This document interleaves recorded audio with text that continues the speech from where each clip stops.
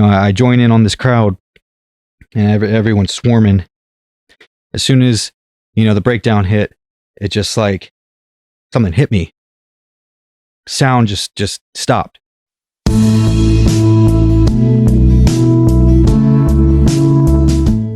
Welcome back, everybody. This is At One Time with Dante. I'm Dante. Thank you for tuning in. If this is your first time listening, thank you. But if you've catched my other episodes, you know what's up. So if you're new to this is a podcast that I decided to do about a week ago. I was inspired to tell stories from my life, whether it's a funny story, a life lesson, something that I've learned to help you get by so you know that you're not alone. That's basically my motivation for this.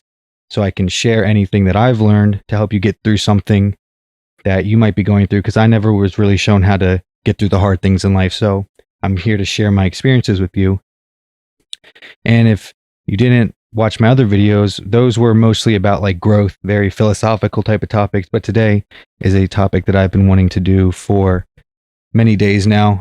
I hinted at it in, I think, episode 2, but we're going to be talking about that one time I got knocked out of a metal show mosh pit. All right. So before I start, at any point that you find this story funny, if there's something that I say that's interesting or you just want to comment on, please leave a comment down below, like the video, subscribe, and click the notifications so you can keep up with these stories in this podcast. I do new episodes every Monday, Wednesdays, and Fridays. All right. So if you saw the title and you're interested, or if you're a fan of this band, hey, you're a cool guy. So the band that I went to see was August Burns Red, and this was Valentine's Day 2018 during their Phantom Anthem tour. Now, I had heard songs from August Burns Red a few times before this show. I remember the first songs that I ever heard was Whitewashed, Paradox, and just the whole Constellations album is primo. That is a great album. So whenever I listen to a new band and discover a new band, I always try to see if they're playing a show anytime soon. And I looked up August Burns Red, and they so happened to be on the Phantom Anthem tour. They are coming around to my city. I saw them in Baltimore at the Soundstage, and I've been there before. Soundstage is a great venue. I've seen a lot of different bands, pop punk bands. This was actually my first real metal show, because I've only seen like pop metal, like pop punk, but this was like a true metal show. It was August Burns Red, Born of Osiris, Era, I think, and another band. But my God, what a great show. So I was really excited. I went with one of my friends, and we went. She listened to the same music I did, and I just wanted someone to tag along with, because I usually go to shows by myself, but I thought it'd be fun to take someone along with me. And at the time, like I said, it was my first time, so I really didn't know what to expect. So at the time, I had also been going through some things in my life that, I was really attracted to the actions in the mosh pit. I released a lot of the anger and frustrations that were happening in my life at the time. I went to pretty much any show I could, even if it was like, a pop punk band or like a hardcore show. I would always get into the pit and just let out all of that energy, because it was very cathartic for me to release all of that. So we get there, it's 8:00 at night. I think it was a sold out show too. I mean, it was packed. A lot of cool people there. I saw some people that I knew around the scene, and it was just a great time when you can connect with people in that way. You can share an experience with like-minded people. And I got there way before ABR came on. I remember seeing Era for the first time, and those guys are sick. I mean, I forgot what their set was like, but I listened to them afterwards because I had just discovered them through this show, and those guys are badass. Same thing with Born of Osiris. I think I wasn't directly at opening like I said, I got there when Era came on, and when you hear those guitars riffing and the 808s dropping, those things are, they bring you to life, right? So, I was having a good time.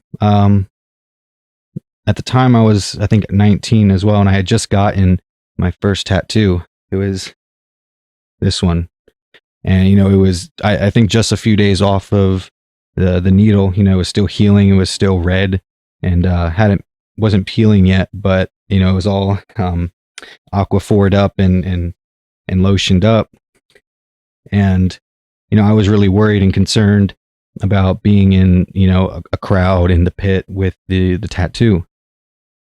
But my tattoo artist said it was okay as long as you just make sure you're cleaning it and keeping it out of open sweat and other things. So so but as soon as I get into the crowd and the music starts playing, I just did not give a crap. I didn't care about that at all. I was just too engaged in the music, because metal is my favorite genre. I'm doing a lot of different projects with music, but metal is my favorite. I just remember, just really wanting to hear ABR. It's always that anticipation, that excitement, waiting for your favorite band to come on, the headliner band to come on. And, I respect those other bands, but I really wanted to see August Burns Red because I'd never seen them in concert before. So fast forward, Born of Osiris finished their set, and it was like another 20 minutes, I think, until ABR came on.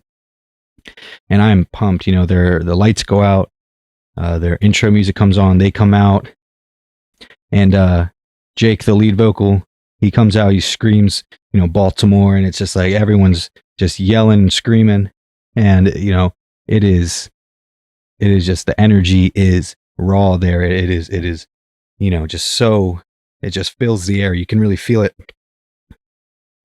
And I immediately go into the pit. The pit immediately opens up. I was already prepared to go into the pit and just get in on the action, because I had gone to I think 2 other shows in Baltimore before this, so I was already really adjusted to the pit.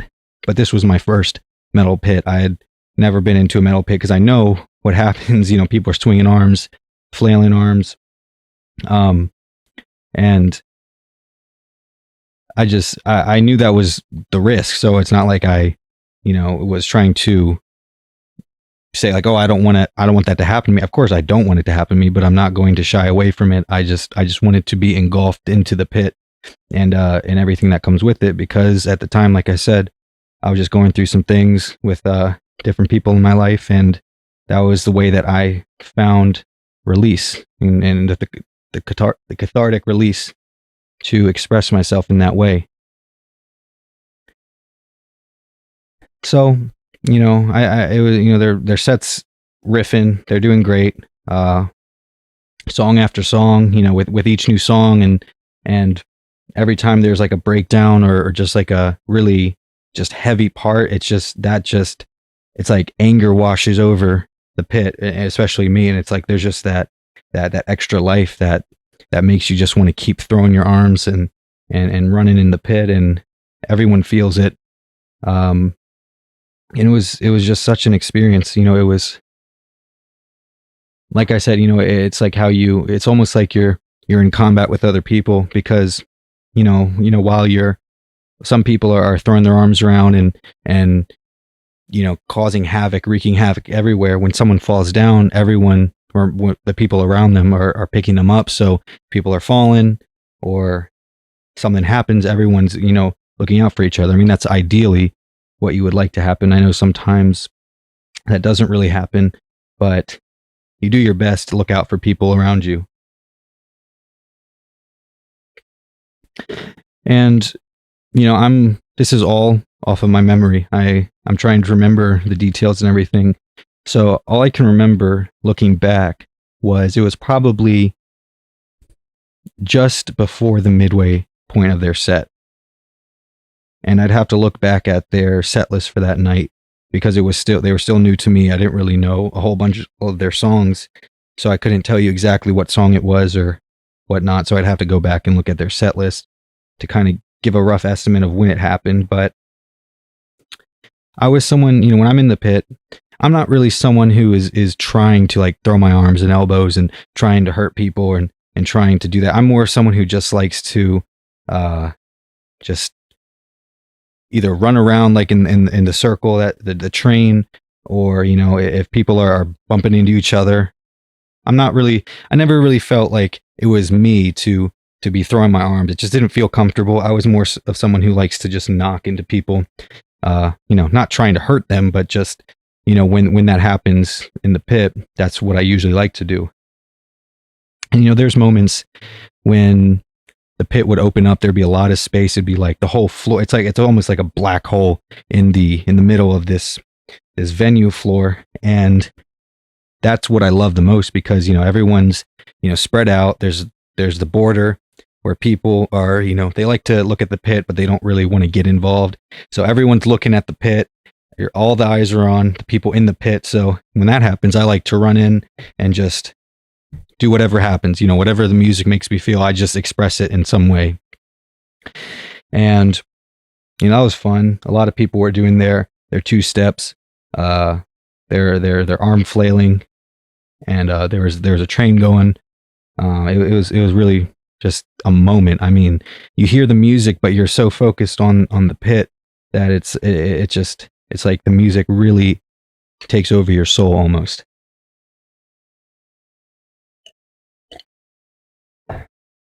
And at this point, I was just completely just alive. I mean, everything was firing on all cylinders, and I was just feeling the moment, really present in the moment. And, they had August Burns Red was doing their thing. They finished a song and then started a new one. And when you hear the breakdown, you can just anticipate the breakdown and when it happens. So at that moment, in one of their songs, they were setting it up for the breakdown in a really hard part. So everyone was getting all prepared. Everyone was congregating and getting ready to just unleash hell. So, I join in on this crowd, and everyone's swarming. As soon as, the breakdown hit, it just like something hit me. Sound just stopped. I didn't know what happened. Everything it was just like this force just pushed me back. I just felt like that. And I had realized I had been hit. I caught an elbow. I caught a forearm. And it just happened so quick. I just became so disoriented. And at that point, the fight or flight response takes over, and I just naturally just exited. I just pushed through people. I didn't care who was in my way. I wasn't even thinking about that. Just left. And I went straight. I don't know, just instinctually, just left. I pushed through the crowd. I ended up getting caught up by those, like, what do you call it? It's almost like those seatbelt material rope things. And I was just like, I can't explain how I just did not feel in control of my actions. I just was like almost falling forward, trying to get out of that venue because it was packed, and I knew that something was wrong. So, I fall into this rope, and a security guard had to open the detach the rope so I could get out. And then I'm outside, in the center of this place in Baltimore. There's shops around, there's parking garages, and if you've ever been to Soundstage, that it's kind of like in its own little section. So, I'm outside. It's misting out at this point. It's dark. It's cold. I mean, we're in February 14th. It's cold in Baltimore. So, there's the smoker section, and I go and walk down onto the brick steps or concrete steps, whatever they are. And I sit down, and I'm just like trying to catch up with what just happened. And, I think instinctually I'm just holding, my face area because that's where I feel like I've been struck. And then so when I sit down, I look at my hand, look at my arm, and there's just blood. I mean, I almost took a picture. I really wish I would have taken a picture because I've never seen that much blood on my arm before. I mean, it was just spilling out, and it was just, I was shocked. I'm like, wow, after all the shows I've been through, and after all of the things and horror stories I've heard of and seen on YouTube, this actually happened to me. So I didn't really feel anything. It didn't, I mean, I felt like I was hit, but I didn't feel like the pain really set in until afterwards. And, I probably was sitting on those steps. Probably it wasn't no longer than a minute. Things always seem faster or slower. But, like I said, I was disoriented, confused, in shock. But I held it together. I knew that this was serious, but I held it together. And, it's almost like instantly, the venue people came, the staff came, I guess the venue's EMTs came to assess what just happened. And, when I initially left, there was, I think the guy who may have, I don't know. He never really said. I never really found out who did it, but someone followed me out from the pit and like just made sure I was okay. So, that's fine. I mean, he also wanted to take a picture with me too. So, hey guy, if you're out there, that's me. Anyways, so when the EMTs came out, they were just cleaning me up, and they initially, because I didn't really know the extent of this injury because all I could see was just blood, but they had told me, because they were looking at it, they thought I had bit my lip because I had this like soul patch almost, and they had thought that with the dark color of my beard and the blood, they thought that I actually had bit through it. I'm like, no, I don't think so, because it was definitely my nose. So I was like, okay, fine. I'm usually pretty good about handling things like this. I had broken my leg when I think it was 2010. So I was 12, I think. So I broke my femur. I can handle pain. I can handle things like, you're not going to get any more fucked up than that. So, it's like I just kind of went with it. I know that it wasn't like I was going to die or anything. So I was able to handle it, and whatever needed to happen to heal me would be fine. So all they really did was just tell me to just put pressure on my nose. They gave me, tissues or whatever. And that was really it. They just cleaned me up, and they asked if I wanted to go to the hospital. I was like, do I really need to? And they're like, no, not really. I'm like, okay. So the bleeding finally stopped. I sat outside probably for 30 minutes just to kind of chill out.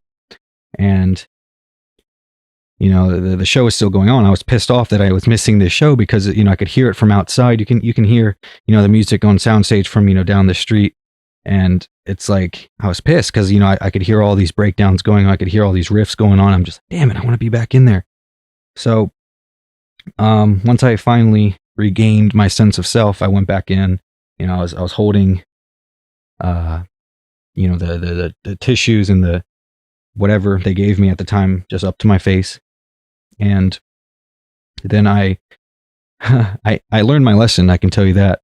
I went to just at soundstage. They have like the main floor, and then they have like the back room where there's the merch tables and the bars and stuff.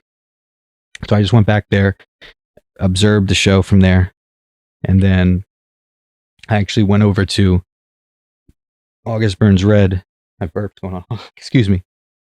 I went over to their merch table, and I was like, you know what, this is a night to remember. I have to get a shirt. I have to get, I think, did I just get a shirt? I think it was just a shirt, but I think a sticker or something I also got. And, at the time, after I kind of came back to my senses, I almost wanted to be like to the merch guy, hey man, can you tell them I just got fucked up in the pit? But I'm not that type of person. I just, thought it in my head because at the time, even though I went through this like traumatic thing, it was kind of like, I don't know, it was euphoric in a way.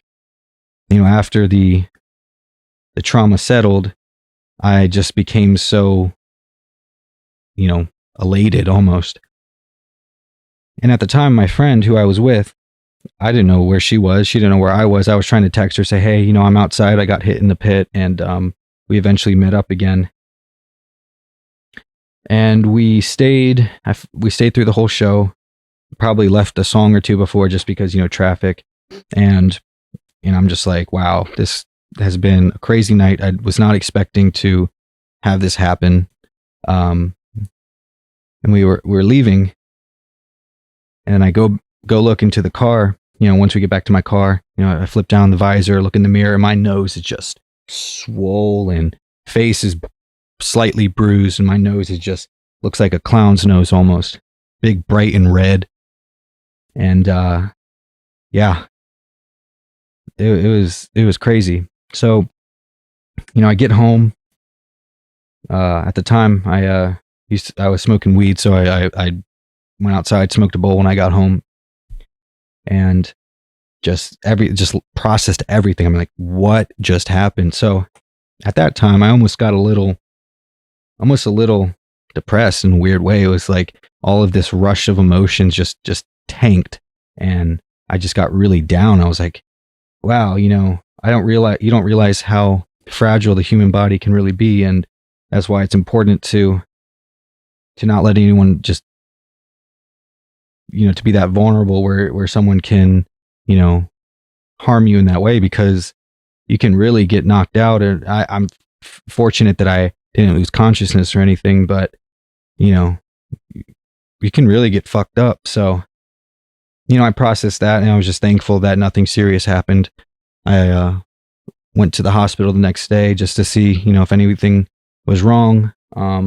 I knew it wasn't broken, but I just wanted to get an x-ray done, and they referred me to the ENT. You know, the first thing I was told by the ER nurse was like, you know, we can't do anything for a broken nose, right? And I'm like, yeah, but, you know, I'm just taking the precaution just to see if anything is there that I didn't know of or I could feel. So after they did the x-ray, they showed me that it wasn't broken, but something looked out of place. So I went to the ENT, the ears, nose, and throat doctor, and they were like, yep, your septum's deviated. I'm like, what? What is that? What does that mean? And they were like, well, the septum is out of place where it should be aligned. And they showed me, and I was like, oh crap, because I could feel it even back then. I still feel it now. I haven't gotten it taken care of.